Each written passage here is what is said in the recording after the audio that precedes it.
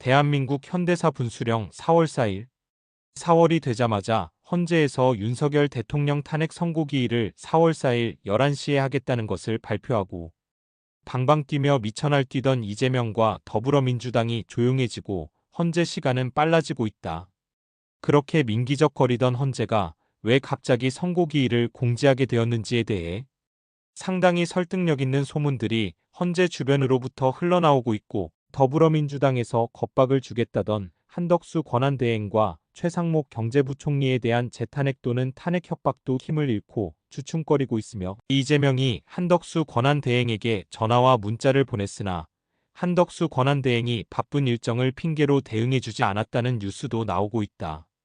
이 모든 정황들은 그동안 헌재에서 탄핵 심판 기일을 잡지 못하고 있었던 것이 결국 헌재 8인 체제를 40역을 추가적으로 임명하여 헌재 멤버를 9인 체제로 하지 않는 한 헌재 내에서 좌익 재판관, 문영배임이 선정계 선정정미 좌익 4인방에 왔다 갔다 한다는 김영두를 포함해도 탄핵 인용에 필요한 6명을 확보할 수가 없었다는 것이다. 그래서 헌재에서는 문영배가 시간을 끌며 때를 쓰는 한편, 이재명과 더불어민주당에서는 마지막으로 한덕수 권한대행에게 40역을 임명하라는 여러 경로를 통한 겁박을 하다가 막바지에 다급하여 이재명이 나서 한덕수 권한대행에게 직접 전화도 2번이나 하고 문자도 보냈으나 눈치 빠른 한덕수 권한대행이 반응을 하지 않자 헌재에서는 더 이상 선고기일을 늦출 수가 없었고 4월 1일 선고기일을 4월 4일 오전 11시로 결정되었다고 발표한 것으로 추론할 수 있다. 그리고 그러한 민주당의 갑작스런 정중동 모드를 눈치채지 못할 언론들은 없을 것이고, 그것은 바로 좌익들이 그토록 저지하고 싶었던 윤석열 대통령 직무 복귀라는 현실이 시시각각 다가오고 있다는 것을 암시하는 것이다. 그러자 조중동 등 좌익편에서 윤석열 대통령 탄핵에 앞장섰던 언론들이 기묘한 물타기를 하고 나섰는데, 그런 미묘한 변화와 물타기를 한번 살펴보겠다. 조중동의 미묘한 변화. 조중동 중에서도 늦게까지 탄핵 찬성 뉴스를 나르던 중앙일보에서는 40역 카드가 자충수됐다. 헌재 지연불은 민주당의 선택이라는 제목으로 더불어민주당의 전술적 접근이 잘못되어 이를 그르쳤다는 뉘앙스의 기사를 내보내는 것을 보면 이미 대세가 기울었다는 것을 확인하고 이제 그 책임 소재를 묻는 뉴스를 내보내고 있는 것이다. 어쨌든 4월 4일 윤석열 대통령에 대한 탄핵 심판은 대한민국 현대사의 분수령이 될 전망이고 좌익들의 절망의 순간이 될 것이며, 좌익들이 구축했던 경고하던 좌익 언론들이 붕괴되기 시작하는 기점이 될 전망이다. 왜냐하면 1992년 김영삼 정부가 시작된 이후 소위 문민정부라는 자부심으로 대대적인 국가사회적 자유화의 결과 등장한 민노총과 정교조가 민주화의 탈을 쓰고 지난 30여 년간 좌익 활동을 하는 과정에서 대한민국은 성장과 자유민주주의의 활력을 잃고 서서히 공산주의 통일 전략, 전술에 휘말려 종북 종중공 등 대륙의 공산주의를 추종하는 세력들이 민주화의 탈을 쓰고 공공연히 대한민국을 공산주의자들의 글로벌 해방구로 만들어 가던 것이 그 종말을 고할 것이 분명해 보이기 때문이다. 그렇게 한 세대를 넘게 공을 들여 대한민국을 말아먹던 세력들에게 그 종말이 오려고 하니 그 몸부림은 우리가 상상했던 이상이었으며 바로 지금 대한민국 현실 정치에서 적나라하게 보여주고 있는 것이다. 여론전에서 패배한 동아일보의 뻘짓. 이러한 상황에 직면하자 이번 탄핵 국면에서 조중동 중 가장 극렬하게 윤석열 대통령 탄핵에 매달렸던 동아일보가 객원논설위원이라는 자의 입을 빌려 어떤 생뚱맞은 물타기를 하는지를 한번 보도록 하겠다. 세상이 아무리 거꾸로 돌아간다고 하더라도 지금 대한민국의 정치 현실을 조금이라도 이해하는 분이라면 윤석열 대통령 탄핵 과정에 가장 앞장섰고 지금도 자신의 주장을 굽히지 않고 있는 한동훈이 공천하여 당선되어 뻘짓을 하고 있는 김상욱이란 자가 감히 한국 보수의 미래라고 할 수 있겠는가? 그런데 이런 도발적인 제목으로 말도 안 되는 글을 쓴 자가 박원호라고 하는 서울대 정치외교학과 교수라고 한다. 이러니 더욱 세상이 참으로 미쳐도 단단히 미쳤다는 생각이 든다. 박원호의 주장대로 대한민국을 건국하고 자유민주주의 자본주의 시장경제의 씨를 뿌리고 그 위에 부국을 이루고 이제 글로벌 무대에서 당당하게 경쟁을 하고 있는 자랑스런 대한민국을 이끌고 있는 보수정당에 김상욱 같은 생또라이가 보수의 미래라고 하는 헛소리를 어떻게 보아야 할까? 이것은 전세가 불리해지면 상생공생 국민통합 등을 외치며 위기 국면을 모면하려는 전형적인 공산주의자들의 통일 전략 전술인 것이다. 바로 그런 공산주의자들의 꾀에 넘어가 장개석은 모택동과 국공합작을 하여 내부로부터 무너지며 대륙에서 쫓겨나 지금 타이완 섬으로 쫓겨났던 것이다. 박원호 같은 자가 서울대 정치외교학과 교수라고 그냥 넘어갈 문제가 아니다. 이번 윤석열 대통령 탄핵 과정에서 명문대를 나왔다거나 정부의 요직을 차지하고 있는 자들이 위기 국면에 직면하고 보니 거의 모두가 배신자요 매국노들인지를 우리는 똑똑히 보았고, 그들의 허튼 짓의 배경을 살펴보니 특정 지역 연고이거나 좌익 이념에 물든 자들이었다는 것을 생생히 목격하고 있다. 따라서 이런 헛소리를 하는 자들은 그 배경을 한번 살펴보는 검정 작업이 반드시 필요하다고 생각한다. 부질없는 진일 수도 있으나 박원호의 헛소리를 그대로 소개한다.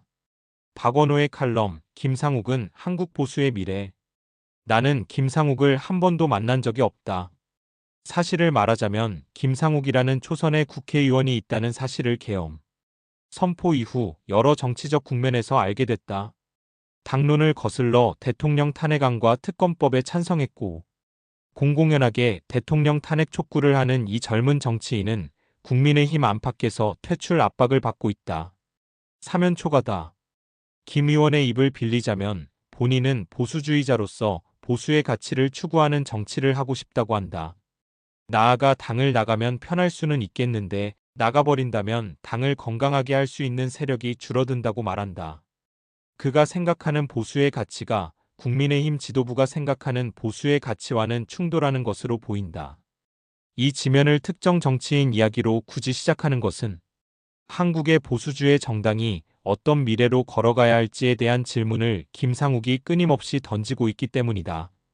한국사의 역사적 결절점이 있다면 그것이 오늘이 아니면 또 언제이겠는가. 오늘 한국 보수의 적통을 잇는다고 주장하는 국민의힘이 이 정치인을 계속해서 품을 수 있는지 없는지에 따라 한국 정당 정치가 앞으로 어떤 길을 가게 될지 가늠해 볼 수 있지 않겠는가. 지난해 12월 3일 대통령이 계엄을 선언하고 국회로 병력을 보낸 사건은 그런 의미에서 한국 보수정당이 맞은 가장 큰 위기였다. 국민의힘이 공천하고 당선시킨 대통령이 선포한 계엄을 여당으로서 어떻게 해석하고 받아들일 것인가, 이를 찬성하고 지지할 것인가 아니면 반대하고 저지할 것인가 하는 문제에 당면했기 때문이다. 계엄 직후 국민의힘 한동훈 당시 대표는 국민과 함께 막겠다는 입장문을 냈고 당 최고위원회의는 대통령 탈당, 국무위원 전원 사퇴, 김용현 국방부 장관의 지체 없는 해임을 윤 대통령에게 요구하기로 결의했다. 불과 몇 달 전 일이지만 여당에서 그 입장을 일관되게 유지하고 있는 사람은 김 의원밖에 없다. 그래서 나는 김상욱이 한국 보수의 미래라고 생각한다. 여당에서 이후 입장의 변화를 한 번도 이재명과 민주당이 들어가지 않는 문장으로 만족스럽게 설명한 이는 없다. 굳이 대통령의 변명과 몇몇 유튜버들의 주장으로 유추하자면 국가가 민주당과 공산 세력의 위협에 백척간두의 위기에 서 있었기 때문이라는 것인데 이를 믿겠다는 분들을 말릴 생각은 없다. 그러나 공당이 입장을 바꿀 때에는 움직일 수 없는 증거와 유권자에 대한 적극적인 설득이 반드시 수반돼야 한다. 그러나 이 지면에서 정말 하고 싶은 말은 한국의 보수정당은 이런 대통령의 주장보다 훨씬 더 넓은 범위의 정치적 포괄성을 지니고 한국 정치를 이끌어왔다는 사실이다. 한국 보수정당이 지난 시기 걸어온 길을 회상해보면 당연하게도 여러 충돌하는 사상적 요소들이 공존하고 있음을 발견한다. 한편에는 전투적 반공주의가 있는가 하면 다른 한편에는 시장 친화적 자본주의가 있다. 국민의힘 당원에서 볼 수 있는 것처럼 한국의 보수정당들은 변함없이 공산주의 침략에 맞서 자유민주주의를 지켜낸 것 못지않게 가난을 극복하고 선진경제를 이루어냈으며 시민들의 자발적 참여를 통해 민주주의를 성취한 것을 내세운다. 한국의 보수정당은 이승만과 박정희의 정당이기도 했지만 6.29와 북방 정책을 선언한 노태우의 정당이었으면 하나회를 척결해 군사 쿠데타의 가능성을 없앤 김영삼의 정당이기도 했다. 냉전 시기 한미동맹을 통해 자유진영의 최천병 역할을 자처했던 것과 마찬가지로 대통령 박근혜가 태남먼 막루에 섰을 때에도 국익을 먼저 생각하는 것이 보수라는 주장에는 흔들림이 없었다. 마찬가지로 한국의 보수가 박근혜의 탄핵에 찬성할 때도 보수는 법과 제도를 우선시한다는 원칙에는 흔들림이 없었다. 이를 대한민국 보수가 지난 40년 동안 이룩한 성과라고 봐야 하지 않을까.